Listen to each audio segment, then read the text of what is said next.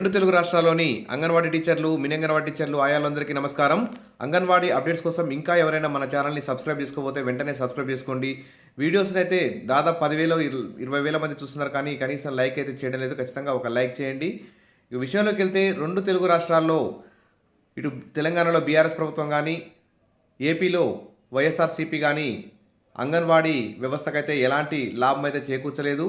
అంగన్వాడీ టీచర్లకు కానీ, ఆయాలకు కానీ వేతనాలు అయితే ఎంత మాత్రము పెంచలేదు. ఎక్కడ వేసిన గొంగలి ఎక్కడే అన్నట్లు అంగన్వాడీ వ్యవస్థ అయితే వివిధ సమస్యలతో అసలు అట్టడుగు స్థాయికి చేరుతుంది. ఎవరు పట్టించుకోకుండా ఉంటున్నటువంటి వ్యవస్థ ఈ అంగన్వాడీ వ్యవస్థ. అందుకోసమే న్యూస్ పేపర్లో కూడా అంగన్వాడీ అసౌకర్యాల ఒడి అంటూ ఒక న్యూస్ కూడా రావడం జరిగింది. ఇది నిజంగా చాలా 100% కరెక్టు. అయితే దాదాపు రెండు తెలుగు రాష్ట్రాల్లోనూ అంగన్వాడీ కేంద్రాలు చాలా వరకు అద్దె భవనాల్లోనే నడుస్తున్నాయి. మరి చిరుప్రాయంలోనే శారీరక మానసిక ఎదుగుదలకు దోహదపడాల్సిన అంగన్వాడీ కేంద్రాలు సమస్యలతో సతమతమవుతున్నాయి.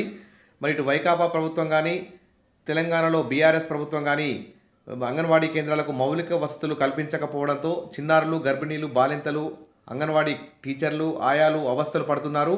మరి కార్పొరేట్ స్థాయిలో తీర్చిదిద్దామని ఇటు బీఆర్ఎస్ ప్రభుత్వం కానీ, అటు వైఎస్ఆర్సీపీ కానీ రెండు తెలుగు రాష్ట్రాల్లో ఆర్భాటాలు చేసినా మరి వాస్తవంగా వాటి పనితీరుపై ఆరా తీసిన పాపాన పోలేదు. చాలా చోట్ల కేంద్రాలకు సొంత భవనాలు కూడా లేకుండా అద్దె కేంద్రాలు నడుస్తున్నాయి. ఆ అద్దె బిల్లులు కూడా సరైన సమయానికి చెల్లించరు. ఇక్కడ చూడండి, పెచ్చులోడుతూని కూలిపోవడానికి సిద్ధంగా ఉన్న అంగన్వాడీ కేంద్రం, మధ్యలో ఆగిపోయిన అంగన్వాడీ భవనం, ఇక్కడ బయట ఆర్బెట్నే విద్యను అభ్యసిస్తున్నటువంటి చిన్నారులు. ఈ విధంగా రెండు తెలుగు రాష్ట్రాల్లోని ఇలాంటి పరిస్థితి అంగన్వాడీలో కనిపిస్తుంది.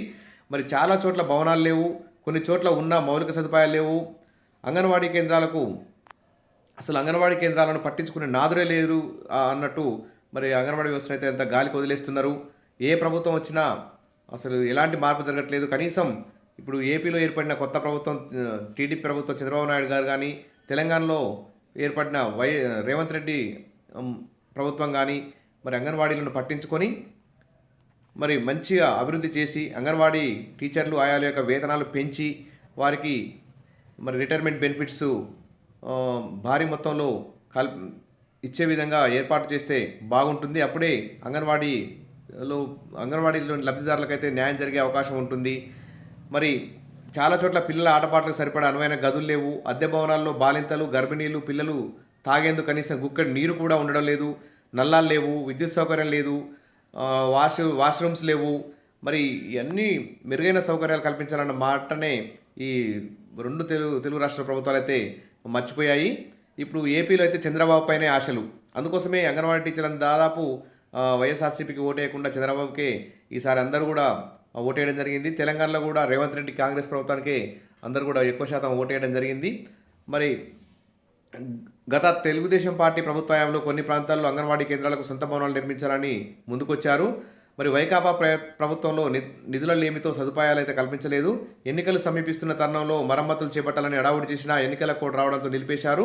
ప్రస్తుతం ఈ నెల 13న సీఎంగా చంద్రబాబు బాధ్యతలు స్వీకరించడంతో అంగన్వాడీ కేంద్రాల్లో నెలకొన్న సమస్యలపై దృష్టి సారించి మౌలిక వసతులు కల్పించాలని అంగన్వాడీ టీచర్లు, ఆయాలు, లబ్ధిదారులు అయితే కోరుతున్నారు. ఈ విషయంపై మరి చంద్రబాబు నాయుడు ప్రభుత్వం అయితే ఖచ్చితంగా అంగన్వాడీల అభివృద్ధికి కృషి చేస్తుందని చెప్పి భావిద్దాం. ఇంకా అంగన్వాడీ యూనియన్ విశాఖపట్నం జిల్లా అధ్యక్షురాలుగా ఎం వెంకటలక్ష్మి ఎంపికయ్యారు. ఇక్కడ కనిపిస్తున్న నియామక పత్రాన్ని అందజేస్తున్నటువంటి దృశ్యం. ఈ విధంగా అన్ని జిల్లాల్లో రెండు తెలుగు రాష్ట్రాల్లోని అన్ని మండలాల వారీగా అంగన్వాడీ యూనియన్లు ఎన్నికలు పెట్టుకొని నిర్మాణం చేసుకోవాలి సంఘాన్ని. తర్వాత మండల స్థాయి తర్వాత జిల్లా స్థాయిలో కూడా అంగన్వాడీ సంఘాన్ని ఎన్నికలు నిర్వహించుకొని సంఘాలను బలోపేతం చేసుకోవాలి. అదేవిధంగా రాష్ట్ర స్థాయిలో కూడా బలమైనటువంటి సంఘంగా అంగన్వాడీ యూనియన్లు అయితే తయారు కావాలి రెండు తెలుగు రాష్ట్రాల్లో. అప్పుడే అంగన్వాడీ యొక్క సమస్యలు పరిష్కారం కావడానికి అవకాశం ఉంటుంది. ఈ విషయంగా అందరూ అంగన్వాడీ కార్యకర్తలు, ఆయాలందరూ కూడా ఆలోచించాల్సినటువంటి అవసరం ఉంది.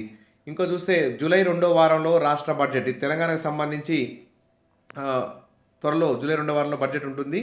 ఏపీలో కూడా త్వరలో బడ్జెట్ సమావేశాలు పెట్టే అవకాశం ఉంది. కాబట్టి ఖచ్చితంగా ఈ బడ్జెట్కు ముందే ప్రభుత్వం వారు ఏం చేస్తారంటే ఒక్కొక్క శాఖ నుంచి ఒక్కొక్క శాఖలో ఏమేమి సమస్యలు ఉన్నాయి, ఎన్ని నిధులు కావాలి, ఏమేమి సమస్యలు ఉన్నాయి అనే అంశాల మీద మరి వాళ్ళ యొక్క సర్వే చేస్తారు. మనందరినీ రిపోర్ట్ అడుగుతారు. ఆ టైంలో మన అంగన్వాడీ యూనియన్లు కూడా మన మహిళా శిశు సంక్షేమ శాఖకి తమ యొక్క డిమాండ్లు, అంగన్వాడీ టీచర్లు, ఆయాల యొక్క జీతాలకు సంబంధించి కానీ, అంగన్వాడీ కేంద్రాల సమస్యల గురించి కానీ పూర్తి రిపోర్ట్ని అంగన్వాడీ యూనియన్లు అయితే మహిళా శిశు సంక్షేమకు అందిస్తే మహిళా శిశు సంక్షేమ శాఖ ప్రభుత్వానికి ఈ డిమాండ్లన్నిటిని చేరవేసే అవకాశం ఉంటుంది. తద్వారా సమస్యలు పరిష్కారమయ్యే అవకాశం ఉంటుంది. కాబట్టి 2 తెలుగు రాష్ట్రాల్లోని అంగన్వాడీ యూనియన్లు అయితే మహిళా శిశు సంక్షేమ శాఖకు ఈ జూన్ నెలాఖరు వరకు తమ యొక్క డిమాండ్లన్నింటినీ తెలియజేసి మెమోరాండం ఇస్తే చాలా బాగుంటుంది. వారు వెంటనే ప్రభుత్వానికి తెలియజేసి అంగన్వాడీ సమస్యలు పరిష్కారం కొంతవరకైనా జరిగే అవకాశం ఉంటుంది. కాబట్టి ఈ దిశగా కృషి చేయాలని చెప్పి ఆశిద్దాం. ఈ విధంగా అంగన్వాడీ అప్డేట్స్ మన ఛానల్లో తప్పకుండా అందిస్తాను. తప్పకుండా ఈ న్యూస్ అనేది అందరికీ చేరే విధంగా ఉంటే మన యొక్క సమస్యల పరిష్కారం అవడానికి అవకాశం ఉంటుంది. కాబట్టి వీడియోస్ ఖచ్చితంగా లైక్ చేయండి, సబ్స్క్రైబ్ చేసుకోండి. Thank you.